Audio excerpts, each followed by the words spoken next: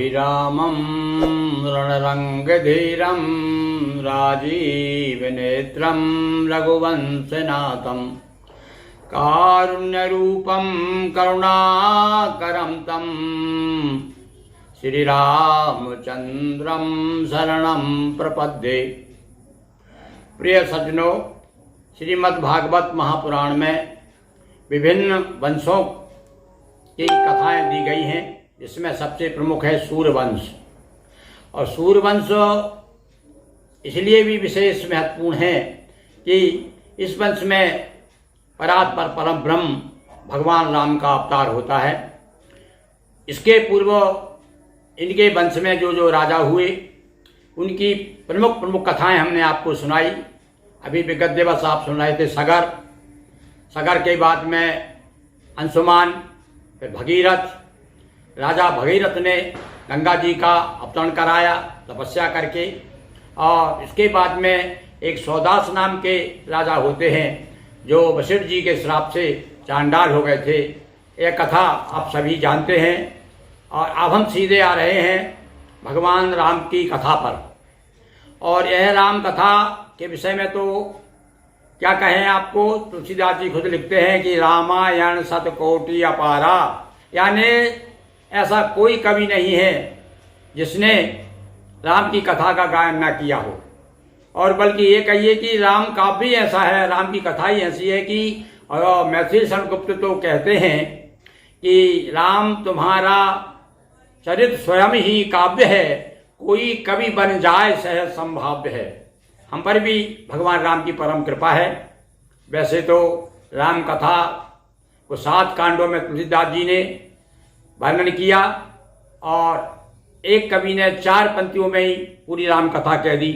आदौ राम तपोवनादि गमनम हत्वा मृगा कांचनम वैदेही हरणम जटायु मरणम सुग्रीव संभाषणम बाली निर्दलम समुद्र तरुणम लंकापुरी दाहनम पश्चात रावण कुंभकर्ण हननम एतत् श्री रामायणम।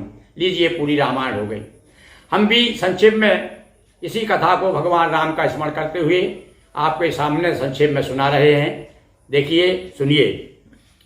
इक्ष्वाकु के वंश में हुए अनेक नृपाल, इन्हीं वंश के रघु तथा रघुवर राम कृपाल। इसी वंश में राजा रघु, राजा दिलीप बड़े बड़े प्रसिद्ध राजा हुए। और अज और अज के बाद दशरथ, और दशरथ के पुत्र श्री राम। ये श्री राम जो है अपने अंशों सहित रामलीन अवतारा। चारों भाई अज के सुत दशरथ के आंगन, राम भरत लक्ष्मण शत्रुघ्न। ये चारों भाई राम, लक्ष्मण, भरत, शत्रुघ्न दशरथ जी के आंगन में खेल रहे हैं। चलिए मेरे साथ में अपन चलते हैं अयोध्यापुरी में, दशरथ जी के आंगन में, और राम जी खेल रहे हैं। तो एक कवि ने बड़ी सुंदर लोक भाषा में कहा है, और बड़ा सुंदर प्रस्तुतिकरण है। देखिए लोकगीत कैसा है कि प्यारो लगे रघुवीर, और रघुवीर मेरी गुइया, प्यारो लगे रघुवीर, रघुवीर मेरी गुइया। छोटे से लक्ष्मण छोटी धनुषिया, छोटे से लक्ष्मण छोटी धनुषिया, ता पर धर दो तीर, और तीर मेरी गुइया, प्यारो लगे रघुवीर। राम लखन आंगन में खेल रहे हैं, धनुष बाण चलाना सीख रहे हैं, और माता पिता देख करके प्रसन्न हो रहे हैं। और बचपन कैसा बीता, देखिए बचपन में हमें बच्चों को क्या सिखाना चाहिए, बच्चे क्या करते हैं। एक चौपाई बताता हूँ आपको। तुलसीदास जी क्या कहते हैं कि राम जी थोड़े से जब बड़े हुए, आंगन से बाहर निकले, तब वो क्या करते थे, आयुषि मांग करही पुर काजा, देख चरित हर सही मन राजा। पिता की आज्ञा मान करके, अरे पिताजी ये बाजू में फलाने आदमी के यहाँ पर थोड़ा सा मैं उनकी सेवा कर जाऊं, जरा उनको काम है, मुझे बुलाया है। देखिए राजा के लड़के हैं, पर अपना पूरा पड़ोस की भी सेवा कर रहे हैं। तो ये सारा आजीवन आदर्श पुरुषोत्तम का जो आदर्श बताया, तो बचपन से ही लेकर के पूरी राम कथा में हम जगह जगह उनका आदर्श चरित्र देखते हैं। तो अनेक अज के सुत दशरथ के आंगन, राम भरत लक्ष्मण शत्रुघ्न। बचपन में कौशिक संग जाकर, बचपन में कौशिक संग जाकर, और रक्षा यज्ञ ताड़का वध कर। हाँ भाई, भगवान इतने बड़े हो गए, विश्वामित्र को पता चला कि असुर समूह सतावई मोही, मैं आबहु जातन द्रप्तो ही। विश्वामित्र आ जाते हैं और आकर के भगवान राम को ले जाते हैं। भगवान राम क्या है, वहां जाकर के ताड़का का वध करते हैं, यज्ञ की रक्षा करते हैं। तो रक्षा यज्ञ ताड़का वध कर, बचपन में कौशिक संग जाकर, किए मारीच बाण से घायल। और मारीच को भी घायल कर दिया बाण से, गिरा सिंधु के तट मुंह के बल। ऐसा बाण मारा, बिन फर बाण राम ते मारा, सत जो जन का सागर पारा। कहा फेंक दिया बाण की नोक से, समुद्र के उस पार फेंक दिया। गिरा सिंधु के तट मुंह के बल, पथ में मिली अहिल्या तारी, जो थी ऋषि गौतम की नारी। और वह प्रसंग भी बड़ा रोचक प्रसंग है। और राम लक्ष्मण और विश्वामित्र साथ जा रहे हैं, सूना सुनसान है। और बल्कि वहां तो कहते हैं कि हाँ भैया, विश्वामित्र पूछते हैं कि राम जी कौन से रास्ते से चले, कि एक रास्ता 3 दिन का है और एक 13 दिन का है, यानी अधिक समय लगेगा। तो भगवान को तो अहिल्या को उतारना था, तो जो पेड़ का रास्ता था उससे घूमते हुए गए और अहिल्या को गौतम नारी शाप बसो ऊपर दे ये धर धी। वो पत्थर हो गई थी, तो चरण कमल रज चाहती, कृपा करो रघुवीर। विश्वामित्र कहते हैं कि महाराज आपके चरण कमल चाहती है, आप कृपा कर दीजिए। और भगवान उसको जो है मोक्ष प्रदान करते हैं। और गए जनकपुर मुनि के साथा, धनुष भंग की ना रघुनाथा। संक्षेप में कथा बता रहा हूं मैं आपको।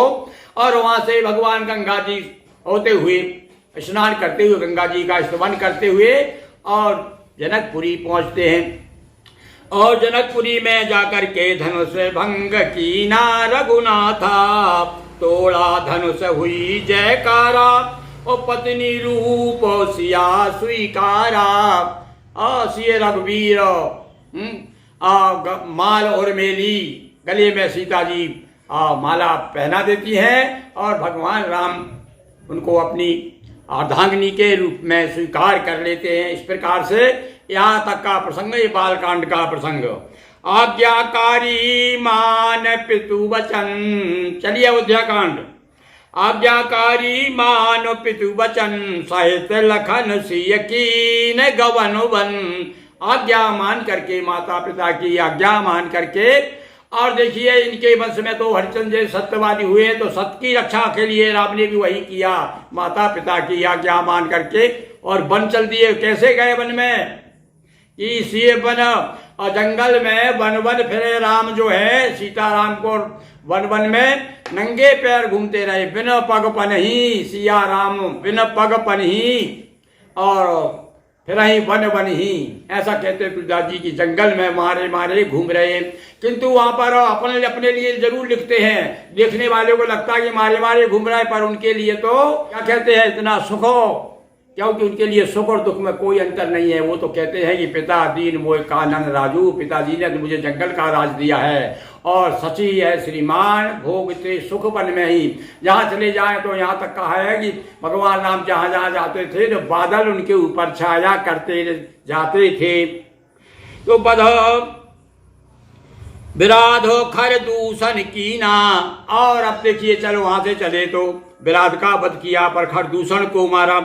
बाली को भी सुरपुर दीना, सेतु बांध जा सागर पारा, रावण सा परिवार। सब संक्षेप में मैंने बात बता दी। वहां गए, सीताहरण हुआ, और उसके बाद में जटायु को सुरधाम पहुंचाया भगवान ने, और सबरी से भेंट हुई, बाली का वध हुआ, और उसके बाद में 4 महीने के बाद, बरसात के बाद में, सेतु बांध जा सागर पारा, रावण सा परिवार सारा।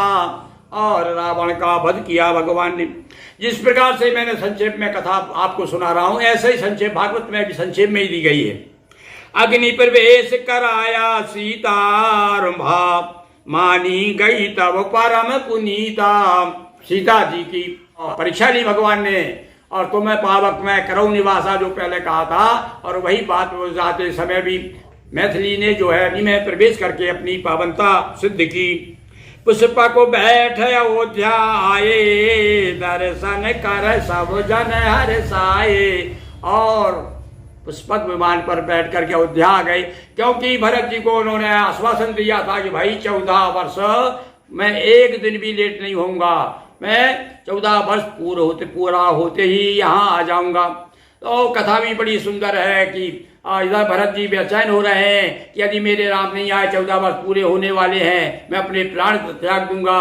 तब भगवान राम हनुमान जी को संदेश भिजवाते हैं कि जाओ खबर करो कि हम आ रहे हैं पुष्पक विमान से।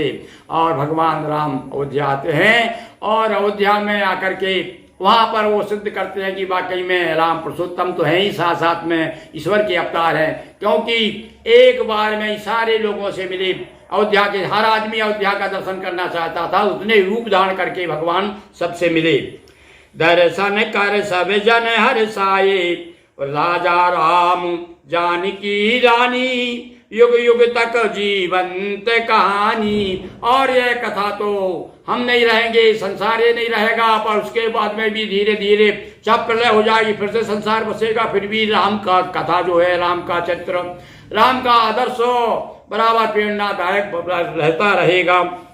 10,000 से भी अधिक वर्ष संभाला राज। 10,000 वर्ष तक भगवान राम ने अयोध्या का राज किया, और उसके बाद में अपनी लीला संवरण की। 10,000 से भी अधिक वर्ष संभाला राज, इक्ष्वाकु नृप वंश के राम हुए सरताज। बोलिए राम लला की जय, सियावर रामचंद्र की जय, पवन सुत हनुमान की जय। हर हर महादेव शंभो। दोस्तों वीडियो को लाइक शेयर कर चैनल को सब्सक्राइब करें। बहुत बहुत धन्यवाद।